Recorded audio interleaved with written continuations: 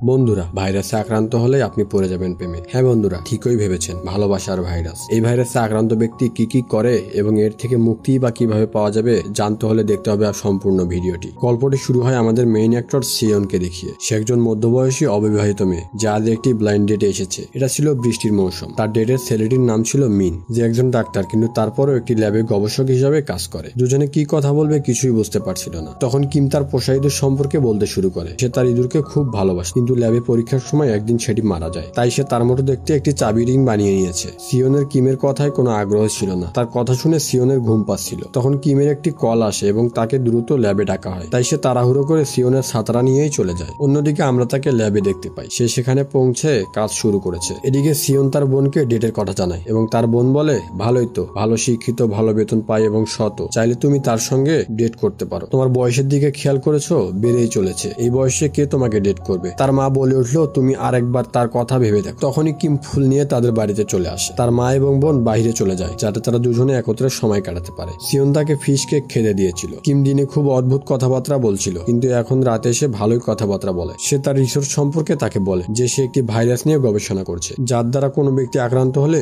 সে খুব খুশি থাকতে শুরু করবে এবং তাদের জীবন আনন্দ ভরে যাবে। এবং হঠাৎ সে সিয়নকে বলে সে তার সাথে ঘনিষ্ঠ হতে চায়। এটা শুনে সিয়ন খুব ভয় পেয়ে যায় এবং নিজেকে বাথরুমে লক করে নেয় এবং তাকে চলে যেতে বলে, না হলে সে পুলিশকে ডাকবে। কিছুক্ষণ পর যখন সে বাইরে আসে, সে দেখে কিম সোফায় ঘুমিয়ে পড়েছে। সিয়ন স্বস্তির নিঃশ্বাস নেয় এবং কিমের এটো ফিশ কেক খেতে শুরু করে এবং তখন তার জিভ কেটে যায়, যার ফলে তার মুখ থেকে রক্ত বের হতে শুরু করে। এরপর সে গিয়ে ঘুমিয়ে পড়ে এবং পরের দিন সকালে যখন সে ঘুম থেকে ওঠে, দেখতে পায় কিম সেখান থেকে চলে গিয়েছে। তখনই সিয়ন তার পুরনো স্কুল গ্রুপে একজন বন্ধুর মেসেজ পায় যে তার ফ্রেন্ড একটি নতুন চাকরি পেয়েছে একটি গাড়ির শোরুমে, এবং যদি কারো বিলাসবহুল গাড়ি লাগে তাহলে সে তার শোরুমে আসতে পারে। সিয়ন সেই স্কুলের বন্ধুকে অনেক আগে থেকেই ভালোবাসতো। এটা তার জন্য একটা সুবর্ণ সুযোগের মতো ছিল। তাই সে ফ্রেশ হয়ে তার নতুন পোশাক পরে শোরুমে পৌঁছায় এবং সে তার বন্ধুর সাথে দেখা করে এবং বলে সে একটি কারের টেস্ট ড্রাইভ নিতে চায়। যখন দুজনে গাড়িতে ঢুকতে শুরু করে, তখন সিয়ন তার দিকে খুব খারাপ নজরে তাকাচ্ছিল, যার ফলে তার বন্ধু অস্বস্তি বোধ করে, কিন্তু এটা তার কাজ, তাকে করতেই হবে। তাই সে সিয়নকে টেস্ট ড্রাইভে নিয়ে যায়। তাদের মধ্যে কথা শুরু হয় এবং অন্যদিকে আমরা কিমকে ল্যাবে দেখি। সে বলছে যে সে কারো প্রেমে পড়েছে। তখনই সে তার ঘাড়ে এবং শরীরে অনেক লাল দাগ দেখে, যা তার সমস্ত শরীরে ধীরে ধীরে ছড়িয়ে পড়ছে। কিম বুঝতে পারে যে তার সাথে কি হয়েছে এবং জানতে পারা যায় সেই ভাইরাস দ্বারা আক্রান্ত হয়েছে। সিয়ন তার বন্ধুকে নিয়ে সমুদ্রের একটি রেস্তোরাঁর ভিতরে আসে। তারা দুজনেই স্কুলের গল্প বলতে শুরু করে। সিয়নের বন্ধু তাকে বলে, তুমি আমার এত পুরনো কথা কিভাবে মনে রেখেছো? এখন কে তাকে বলবে যে সিয়ন তাকে অনেক আগে থেকে অনেক বেশি ভালোবাসে? তখন কিম সিয়নকে ভাইরাসের সম্পর্কে জানানোর জন্য ফোন করে, কিন্তু সিয়ন কল কেটে দেয় কারণ সে তার বন্ধুর সাথে ভালো সময় কাটাচ্ছিল। আর একটি বিষয়, সিয়নও যে ভাইরাস দ্বারা আক্রান্ত হয়েছে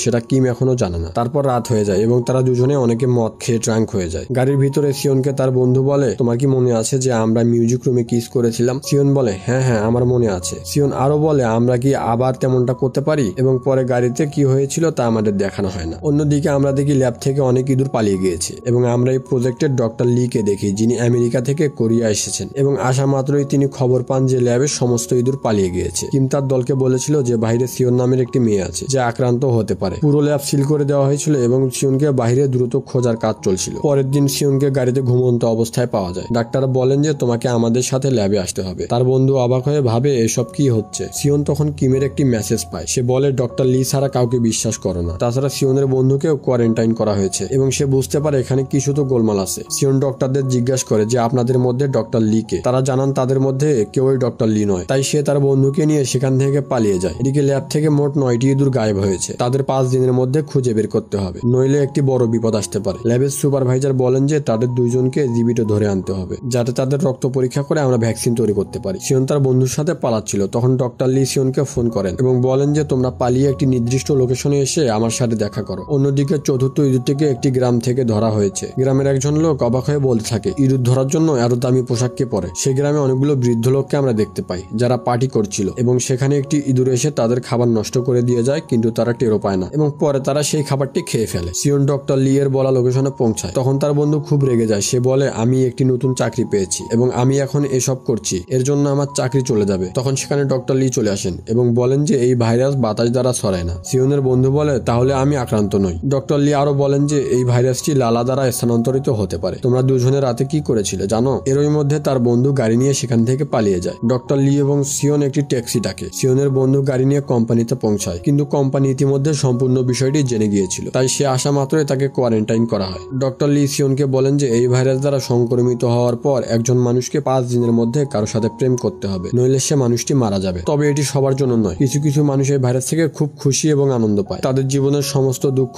ও হতাশা ভুলে যায় এবং এটি বীর্য, রক্ত ও লালা দ্বারা স্থানান্তরিত হয়। ডক্টর লি বলেন যে তুমি এবং কিম একসাথে রাত কাটিয়েছিলে, তাই এটা তোমাদের ভিতরে ছড়িয়ে পড়েছে। উত্তরে সিওন বলে না না, এমন কিছুই হয়নি, আমার শুধু মনে পড়ে যে ফিশ কেক খাওয়ার সময় আমার জিভ কেটে গিয়েছিল এবং হয়তোবা তখনই রক্ত থেকে ভাইরাস ভিতরে চলে গিয়েছে। তারপর ট্যাক্সি চলে আসে এবং দুজনে বসে ল্যাবের দিকে যেতে শুরু করে। ডক্টর লি বলেন যে সংক্রমিত মানুষের শরীরে দাগ তৈরি হতে শুরু করে, কিন্তু এখনো পর্যন্ত সিওনের শরীরে কোনো দাগ তৈরি হয়নি। তারা দুজনে হাসপাতালে পৌঁছায় এবং সিওনের রক্ত পরীক্ষা করা হয়। তখন ওই সুপারভাইজার একটি গ্রাম থেকে ফোন পায় যে গ্রামের কিছু লোক অনেকক্ষণ ধরে নাচ গান করছে, যদিও তারা কোনো ধরনের ড্রিঙ্ক করেনি, মানে সবাই সংক্রমিত হয়েছে এবং তাদের জীবনে বসন্ত এবং আনন্দ এসেছে। সুপারভাইজার এটা দেখে অবাক হয়ে যায়, সে সবাইকে কোয়ারেন্টাইন করতে বলে এবং এখানে একটি বৃদ্ধা মহিলা সুপারভাইজারের প্রেমে পড়ে যান। পরের দিন সিওনের রিপোর্ট আসে, সে সংক্রমিত এবং আজ 3য় দিন, কিন্তু তার শরীরে কোনো দাগ তৈরি হয়নি। শহরে 20 জনেরও বেশি সংক্রমিত মানুষ পাওয়া গেছে। সুপারভাইজারের উপর চাপ তৈরি করা হচ্ছে কারণ এখনো 3টি ইঁদুর পাওয়া যায়নি। সিওনের বন্ধুকে হাসপাতালে ভর্তি করা হয়েছে। বৃদ্ধরা খুব অ্যাক্টিভ হয়ে উঠেছে, মানে এই ধরনের আনন্দ তাদের জীবনে এই প্রথম এসেছে ভাইরাস দ্বারা সংক্রমিত হওয়ার পরে। আর ওই বৃদ্ধ মহিলা সুপারভাইজারকে খুব ভালোবাসতে শুরু করেছিলেন। পরের দিন ডক্টর লি সিওনকে তার বোনের বিয়েতে নিয়ে যান, কারণ এই বিয়ের জন্য ডক্টর লি আমেরিকা থেকে এসেছিলেন এবং সিওনকে একটি নতুন পোশাক কিনে দিয়ে বলেন তুমি গাড়ির ভিতরেই বসে থাকবে, বাইরে যাবে না, বাইরে গেলে অনেক মানুষ সংক্রমিত হতে পারে। এবং আইসক্রিমও কিনে দিয়ে যায় যাতে সে চুপচাপ খেয়ে সেখানে বসে থাকতে পারে। তার বোনের বিয়ে ভালোই যাচ্ছিল, তখনই সিওনের টয়লেট পায় এবং সে ওয়াশরুমের দিকে দৌড়াতে শুরু করে। ডক্টর লি তাকে ধরেন এবং সতর্ক করেন যে যতক্ষণ টয়লেট করবে ততক্ষণ পানি চালু রাখবে এবং টয়লেট শেষে 3 বার হাত ধুয়ে নিবে। ডক্টর লি এর মা তাদেরকে এই অবস্থায় দেখে ফেলে এবং হাত ধোয়ার সময় সিওনের সাথে কথা বলে, তাকে বিয়ের হলে আনে এবং ডক্টর লির পাশে বসিয়ে তাকে খাওয়ানো শুরু করে। ডক্টর লিও ঝামেলার ভয়ে কিছু বলেন না এবং ঠিকঠাক ভাবে বিয়েটা হয়ে যায়। রাতে বাড়ি ফেরার সময় সিওন গাড়িতে ঘুমিয়ে পড়ে। তখন ডক্টর লিকে ল্যাব থেকে ফোন করে ডাকা হয়। তিনি না গেলে এই ভাইরাসের সমস্ত দোষ তাদের উপরেই চাপানো হবে, যদিও তারা এই ভাইরাসটি তৈরি করেছিলেন।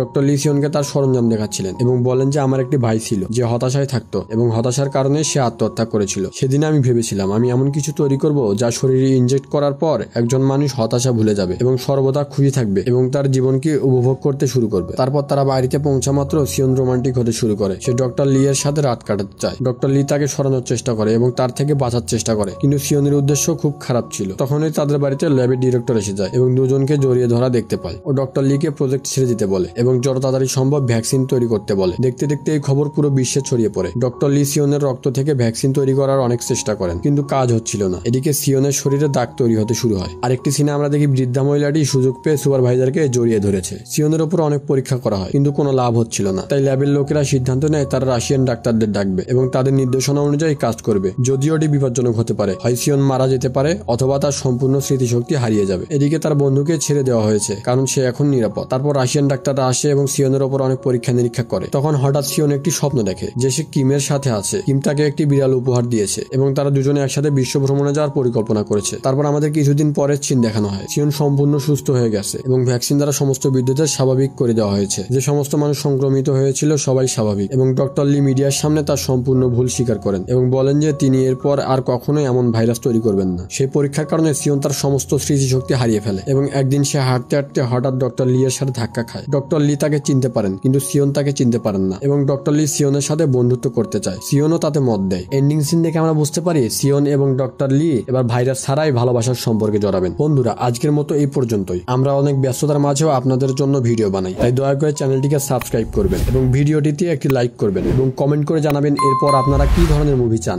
দেখা হবে পরবর্তী কোনো ভিডিওতে। ধন্যবাদ।